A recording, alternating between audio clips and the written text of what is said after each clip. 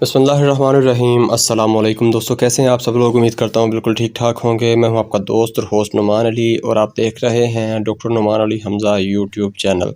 दोस्तों आजकल ना कुछ जानवरों में इश्यूज़ आ रहे हैं कि वो खाना पीना बंद कर देते हैं। लाइक ऐसी वो अलामतें शो करते हैं जैसे कोई जहरीला असर हुआ हो, लाइक कोई जहरीली चीज़ खा ली हो या किसी चीज़ का जहरीला असर जो है वो नज़र आ रहा हो। तो ऐसी अलामतें जानवर जो हैं वो शो करते हैं, खाना पीना बंद कर देते हैं और मुंह से राल टपकाना शुरू कर देते हैं। टेम्परेचर अक्सर लो हो जाता है और अगर लो नहीं भी होता तो तकरीबन मतलब बुखार की सूरत हाल हमें देखने को नहीं मिलती कि लाइक मतलब बंदा देख के ये नहीं कह सकता कि इसको बुखार है, बुखार की वजह से नहीं खा रहा। तो आज की इस वीडियो में हम इसी चीज़ के बारे में थोड़ी सी बात करेंगे। आइए बगैर वक्त ज़ाया किए चलते हैं, वीडियो को स्टार्ट करते हैं। तो दोस्तों सबसे पहले नंबर पर आजकल बरसीम आम चल रही है, जो कि जिसको हम शताला भी कहते हैं। वो खुराक में चल ही वही रहा है, सब्ज़ चारे के तौर पर वही इस्तेमाल हो रहा है। और आप थोड़ा सा उसको गौर करके देखेंगे, जब आप मिसाल के तौर पर घर पर लेके आते हैं तो आपको उसके अंदर सूंडियाँ या कीड़ा नुमा जो है चीज़ जो है वो वाज़ह तौर पर नज़र आती है। तकरीबन 1 से 1.5 इंच की एक कीड़ा नुमा सब्ज़ कलर का आपको कह लें कि जानवर कह लें या जानदार कह लें, वो आपको नज़र आता है। दोस्तों ये सबसे बड़ी वजह जो है वो इस मर्ज़ की वो यही बन रहा है आजकल के दिनों में।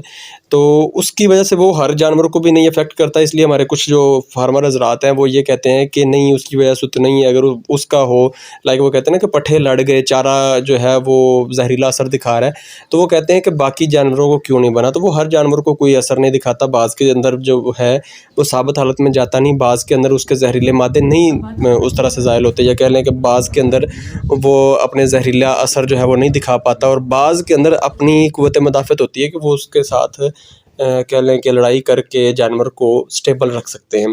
तो असल वजह जो है वो यही है, वो कीड़ा है।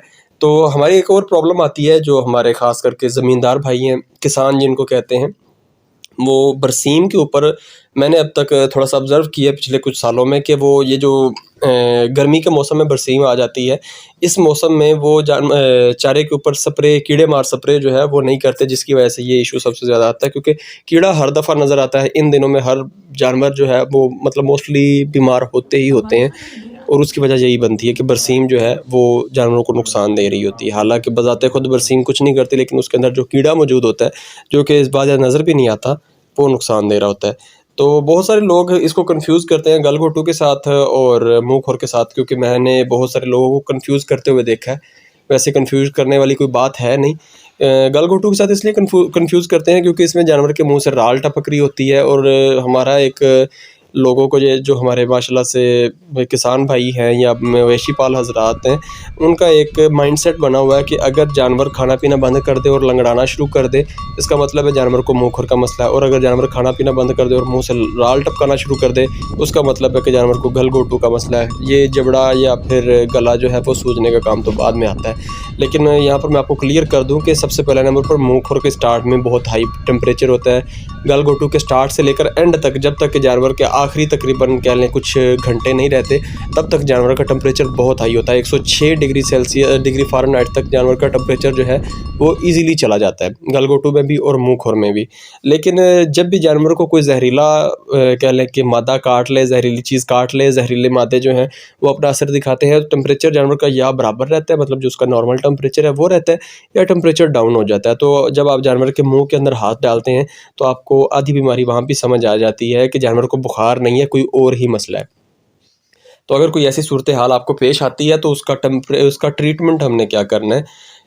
तो सबसे पहले नंबर पर दूध और घी जो है उसका इस्तेमाल करवाना है। उसको त्रेवड़ या तेवड़ कहते हैं, वो आपने इस्तेमाल करवानी है। ये एक देसी नुस्खा होता है, इससे काफ़ी हद तक जानवर को अफाका होता है। लेकिन जस्ट आपने यहाँ पे नहीं रहना, आपने जानवर को साथ में एट्रोपिन लगानी है, ताकि जो जहरीले असरात उस कीड़े ने या उसके जहरीले मवाद ने जहरीले असरात दिखाए हैं उनका असर ज़ायल हो जाए। और साथ में आपने हेपासेल, हेपागार्ड या फिर हेपागन जो टीका है उनमें से कोई लगा देना है। और टेम्परेचर लो है या हाई है, टेम्परेचर ज़्यादातर चांसेस होते हैं कि लो ही होता है, तो उस सूरत हाल में आपने कोई मल्टी विटामिन का इंजेक्शन लाइक एमीवाइकाम या अमीनोविटाल टाइप कोई इंजेक्शन लगा देना है। और अगर टेम्परेचर थोड़ा सा हाई है तो उसके हिसाब से कोई एनसेडलॉक्सन या डिक्लोस्टार वगैरह जो है वो लगा देना है। इंशाल्लाह आपका जानवर जो है वो 24 घंटों के अंदर अंदर ठीक हो जाता है। बहुत चांसेस होते हैं कि आपको दूसरी डोज भी रिपीट करने की ज़रूरत नहीं पड़ती, लेकिन अगर आपको फील हो कि जानवर के अंदर कोई कसर है तो लाजमी दूसरी डोज़ जो है वो रिपीट करें।